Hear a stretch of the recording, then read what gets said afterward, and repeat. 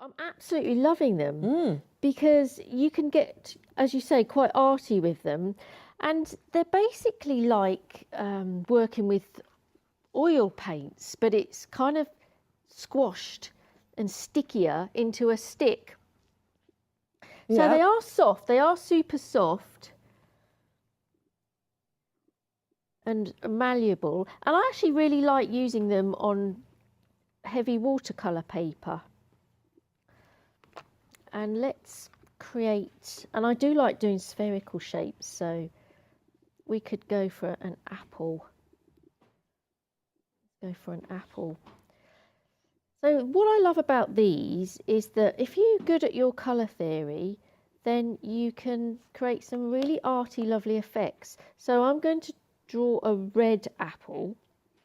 No, I'm not. I'm going to go for green. Okay. I'll go for green because I've already drawn the sort of purpley blue tones.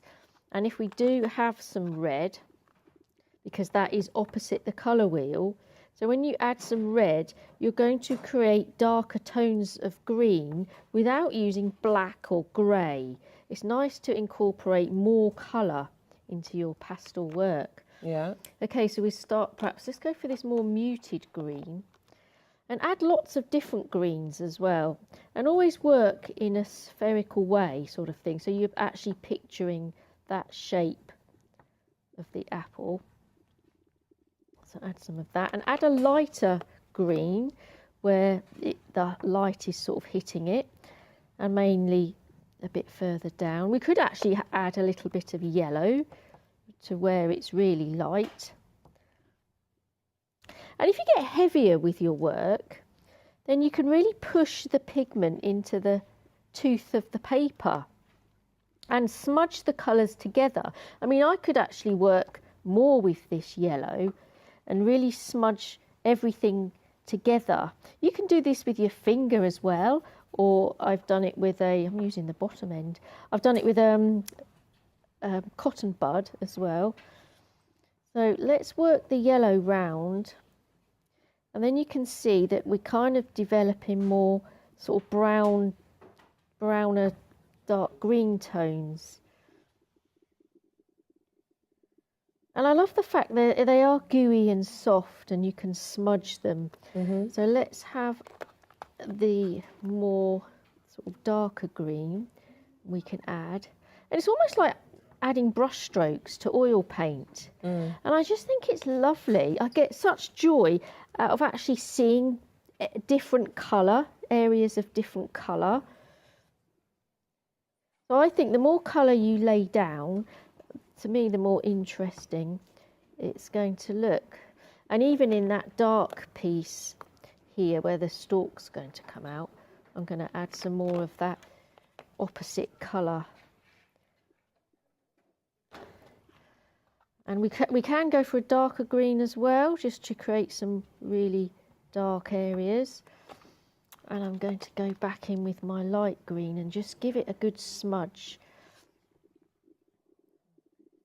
And I even love the fact I'm going to purposely leave this sort of sketchy line around the outside of the opposite colour, because I just think it makes the object pop a bit more, because we're seeing a green apple, but then we're seeing a sort of blue and purple edge to it. I just love that. And because I keep banging on about it, I am such a neat person, so for me to sort of try and work like this, get looser and sketchier, smudge that bit in as well. I just love that. Oh, I've put a dark patch in there. That's no problem because I can get my cotton bud. It's because sometimes you get little flakes of different colour. I can just knock that back. And then I'm just going to add some little specks, maybe in a brown, just add some specks, because sometimes apples have got like little spots on them and other marks. And then I'm not going to use brown for the stem, I'm going to go for like these opposite colours again. So do some purples and build up that brown colour.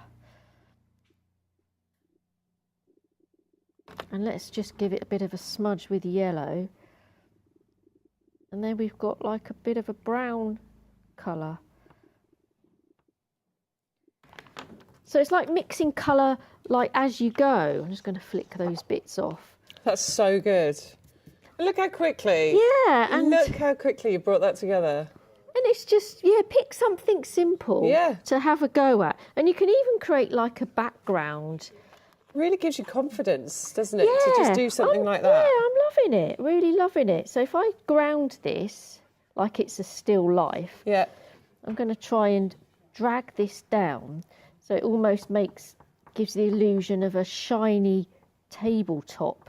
And again, don't just stop with that colour, add lots of other colours and create like a brown work surface, if you like. Because brown is made up of a lot of colours, definitely colours on the opposite wheel. I mean, if you mix greens and blues together and purples, you're going to get a darker version of the green. But as soon as you put a warm colour in there, you get brown. Yeah. So let's go for a green in here. Now this is where you start getting the brown tones, because because I've got hot colours, now I'm going for a cooler colour, and now we're getting brown tones. And then even if you need to do a reflection of the item as well, do the same with definitely use your opposite colours. And leave a little bit of white in between. Don't connect shadows to the item. Never do that. Always leave a gap, because you don't want the shadow to blend into the item. And the item actually creates a bit of a highlight on the surface of where it's sitting anyway. And I just love this brown, you know, with seeing different colours within it. So it's really making me think as well about colour theory, about how to work with these. And if you don't want that shadow too heavy, then just go in and knock it back with your cotton bud and use some of the smudging sort of softness that comes from it as well. There's loads of different techniques you can do with these, and I'll do the same for the table just to make it softer, and then that's going to make the apple stand out as well. I mean, really, if you're talking about perspective as well, I should be going like this. Oh, yeah. Yeah, to create a perspective on the tabletop. Yeah. Have it going out that way.